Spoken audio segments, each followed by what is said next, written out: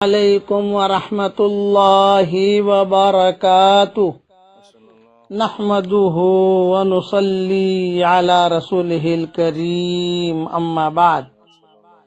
آج کا سبق سن لیجئے، بہت دھیان سے سنیے۔ قرآن شریف کی 2 آیتیں ہیں، وہ 2 آیتیں پڑھنے کے بعد حدیث شریف میں آتا ہے دعائیں قبول ہوتی ہیں۔ اس میں اعظم کہا گیا۔ اس میں اعظم کا مطلب یہ ہے کہ اللہ کے وہ نام یا وہ چیز جس کے بعد اللہ تعالیٰ دعا قبول فرماتے ہیں۔ میرے ساتھ دونوں آیتیں پڑھ لیجئے، مختصر آیتیں ہیں۔ ایک سورہ بقرہ کی آیت ہے اور ایک سورہ آل عمران کی پہلی آیت ہے۔ ہم نے ہمارے حضرت جی مولانا یوسف صاحب رحمۃ اللہ علیہ کو دیکھا، جب بھی وہ دعا شروع کراتے تھے اجتماعات میں تو یہ 2 آیتیں ضرور پڑھ لیتے تھے۔ جب بھی آپ دعا مانگیں تو یہ 2 آیتیں پڑھ لیں، پھر دعا مانگنی شروع کریں۔ پڑھیے میرے ساتھ۔ وَإِلَٰهُكُمْ الہ واحد لا الہ الا هو الرحمن الرحیم۔ یہ ایک آیت ہو گئی۔ دوسری آیت الف لام میم اللہ لا الہ الا هو الحی القیوم۔ یہ دوسری آیت ہو گئی۔ اب حدیث سن لیجئے۔ حضرت اسماء رضی اللہ تعالی عنہ سے روایت ہے کہ حضور صلی اللہ علیہ وسلم نے ارشاد فرمایا، اسم اعظم ان 2 آیتوں میں ہے۔ سورہ بقرہ کی آیت وَإِلَٰهُكُمْ إِلَٰهٌ وَاحِدٌ لا الہ الا هو الرحمن الرحیم، اور سورہ آل عمران کی پہلی آیت الف لام میم اللہ لا الہ الا هو الحی القیوم۔ یہ حدیث ترمذی شریف میں ہے۔ اب اس کے بعد دعائیں قبول ہوتی ہیں۔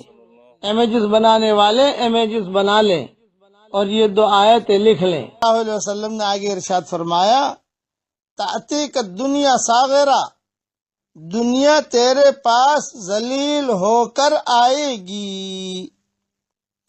بس وہ صحابی نے حضور صلی اللہ علیہ وسلم کا یہ ارشاد سنا اور واپس آتے ہی جو ہے یہ پڑھنا شروع کر دیا۔ بس اس میں 2 چیزیں ہیں، 100 مرتبہ پڑھنا ہے ایک، دوسرا صبح پڑھنا ہے۔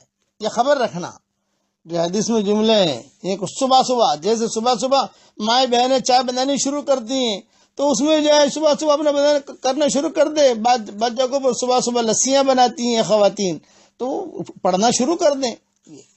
اس میں فجر کی سنت اور فرض کے درمیان پڑھنا یہ حدیث میں نہیں آتا ہے، لیکن ہمارے مشائخ جو ہیں یہ لوگوں کو کہتے تھے کہ وہ وقت زیادہ اچھا ہے، اس لیے فجر کی سنت کے بعد پڑھو۔ لیکن فجر کی سنت کے بعد اگر آدمی نہیں پڑھ سکتا، فجر کی نماز کے بعد بھی پڑھ لے تو بھی حرج کی بات نہیں ہے، یا فجر کی سنت سے پہلے پڑھ لے تو بھی حرج کی بات نہیں ہے۔ یہ ذہن میں رکھیں۔ آج کل پریشانیاں بہت ہیں، یعنی چونکہ میں تو جگ پیر ہوں نا، جگ پیر کا مطلب ہے کہ ساری دنیا میں ہمارا سبق پہنچتے ہیں، تو ہر آدمی بیچارہ، ہر آدمی، ہر لڑکی، ہر مرد، ہر عورت جو ہے وہ اپنے یعنی بات بیان کرتی ہے، میرا یہ ہے، میرا یہ ہے۔ آسان طریقہ بتاتا ہوں۔ گھر کے 4 کونے ہوتے ہیں عام طور سے، یہ جس کمرے میں میں بیٹھا ہوں 4 کونے ہیں، 1 2 3 4۔ گھر کے 4 کونے ہوتے ہیں، ہر کونے میں ایک مرتبہ آیت الکرسی پڑھ کے دم کر دو۔ 24 گھنٹے میں 2 مرتبہ، دن میں 1 مرتبہ، رات میں 1 مرتبہ۔ اچھا، اللہ نے آپ کو بہت بڑا بنگلہ دیا ہے، ماشاءاللہ، اللہ اور بنگلہ دے اور بہت دے، ہماری دعا ہے آپ کے لیے۔ ہر کمرے میں جا نہیں سکتی، ہر کمرے میں پڑھ نہیں سکتی. آپ ایک کمرے میں پڑھو, اس کا اثر پورے گھر میں چلا جائے گا انشاءاللہ. جیسے ہمارا یہ مدرسہ ہے یا کسی کا مکان ہے جو ہے, آپ یہاں بھی پڑھ لو گے تو اس کا اثر آپ کے سب جگہ پہ چلا جائے گا انشاءاللہ. یہ حضرت عبد الرحمن ابن عوف کا معمول تھا. حضرت عبد الرحمن ابن عوف کا یہ عمل تھا, وہ کرتے تھے اور کہتے تھے کہ دیکھو میں یہ کرتا ہوں. حضور نے نہیں بتایا تھا ان کو, یہ تجارب صالحین میں سے آئے گا. ایک تو کہ حضور نے کہا ہو عبد الرحمن ابن عوف چاروں کونے میں آیت الکرسی پڑھ, یہ حضور نے نہیں کہا تھا. حضور صلی اللہ علیہ وسلم نے صرف آیت الکرسی کی فضیلت بیان کی تھی. مغرب کے فجر کے نمازوں کے بعد پڑھا کرو, رات کو سوتے وقت پڑھا کرو, اس کی فضیلت عام بیان کی تھی. لیکن عبد الرحمن ابن عوف نے اپنے تجربے سے یہ بات کی تھی. وہ ہر کونے میں اپنے گھر کے پڑھتے تھے. اللہ نے بہت مال دیا, 4 بیویاں بھی دی, اور جب ان کا انتقال ہوا تو اتنا زیادہ پیسہ سونا نکلا ان کے گھر سے کہ اس کو کاٹتے وراثت میں تقسیم کر رہے تھے. کاٹتے کاٹتے ان کی کدالیاں جو تھی ہتھوڑے وہ بھی ٹوٹ گئے, لیکن سونا ختم نہیں ہوا تھا. یہ عبد الرحمن ابن عوف. اور ایک جنات کا وظیفہ, جنات بھی صالحین ہوتے ہیں نا. ایک جنات نے کہا کہ بھائی 100 مرتبہ آیت الکرسی زندگی میں 1 مرتبہ پڑھ لو, ایک بیٹھک میں, زندگی میں 1 مرتبہ, روزانہ نہیں, 1000 مرتبہ نہیں پڑھنا, 100 مرتبہ 1 مرتبہ پڑھ لو بیٹھ کر. آدھا گھنٹہ لگے گا, 1 گھنٹہ لگے گا بس. اور پھر ہر نماز کے بعد 1 مرتبہ 2 مرتبہ پڑھتے رہو. تمہاری طرف جنات دیکھے گا بھی نہیں. بولے ہم لوگ دیکھیں گے بھی نہیں تمہاری طرف. یہ بولے اتنا پاورفل ہے. یہ عبد الرحمن ابن عوف کیا مال بھی اللہ نے بہت دیا, اور ان کا معمول تھا. یہ میں نے بکھرے موتی میری کتاب ہے, یہ آپ کے ہاسوڑ میں بھی ہوگی, کئی خواتین کے پاس بھی ہوگی, 12-13 جلدیں آ گئی ہیں اس کے الحمدللہ. اس میں میں نے مضمون لکھا ہے کہ عبد الرحمن ابن عوف کا یہ معمول رہا تھا کہ اپنے گھر کے چاروں کونوں میں آیت الکرسی پڑھتے تھے. آپ اگر یہ معمول بنا لو گی انشاءاللہ تو جنات, جادو, نظر, حسد سب بھاگ جائے گا. ہمارے خاندان میں ایک خاتون تھی, بہت بیمار رہتی تھی. تو مولانا یوسف صاحب رحمۃ اللہ علیہ خواب میں آئے اور مومن کا ہتھیار دکھائی. تو بہت پریشان ہے, تجھے کینسر ہے اور بہت ٹینشن میں رہتی ہے, تجھے جو علاج کرانا ہے کرا, لیکن یہ کتاب مضبوطی سے پکڑ لے. مومن کا ہتھیار دکھائی مولانا یوسف صاحب رحمۃ اللہ علیہ نے کہ یہ کتاب پکڑ لے. اب وہ دیکھا تو ارے یہ تو مولانا کی کتاب ہے.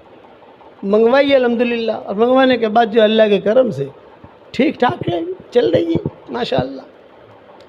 اس لیے مومن کا ہتھیار بھی پڑھو, اور یہ آیت الکرسی والا عمل بھی میری طرف سے میں ہدیہ دیتا ہوں آپ کو, اسے کرو آپ اپنے گھر کے چاروں کونوں کے اندر. پہلے پڑھنا شروع کرو. کچھ باتیں میں بتاتا ہوں, دھیان سے سنو. یہ میرے جو وظیفے ہیں یہ جاندار, شاندار, مالدار, دیندار, ایماندار وظیفے ہیں. 313 مرتبہ سورہ اخلاص, 313 مرتبہ درود شریف, مختصر والا درود, صلی اللہ علیہ وسلم, صلی اللہ علیہ وسلم, صلی اللہ علیہ وسلم. یہ تو بہت آسان ہے. 313 مرتبہ استغفار, اللہم اغفر لی, اللہم اغفر لی, اللہم اغفر لی. یہ تو سب لوگوں کے لیے ہے, ساری دنیا کے لیے ہم نے اسے عام کر دیا ہے. لوگ پڑھ رہے ہیں, فائدہ ہو رہا ہے الحمدللہ, اور کام بھی بن رہے ہیں. اب کچھ تھوڑا سا ہم نے ہماری دکان آگے بڑھائی ہے. پھر دھندا آدمی بڑھاتا ہے یا نہیں بڑھاتا؟ لوگ کہتے ہیں کہ مولوی صاحب پہلے تو سورہ اخلاص آپ 100 مرتبہ پڑھاتے تھے, اب بھاؤ بڑھا دیا 313. میں نے کہا تو نے جو مکان خریدا کتنے میں خریدا تھا؟ 25 لاکھ میں. اب کیا بھاؤ آ رہا ہے؟ 2.5 کروڑ. تو میں نے کہا تیرا مکان کا بھاؤ جو بڑھ سکتا ہے تو ہمارا بھی تو بھاؤ بڑھ سکتا ہے, نہیں بڑھ سکتا بھائی بھاؤ تو بڑھتا ہے نا, جتنا پڑھو گے فائدہ ہی فائدہ ہے. اب میں کہتا ہوں کہ اگر اللہ ہمت دے تو 313 مرتبہ سورہ فاتحہ,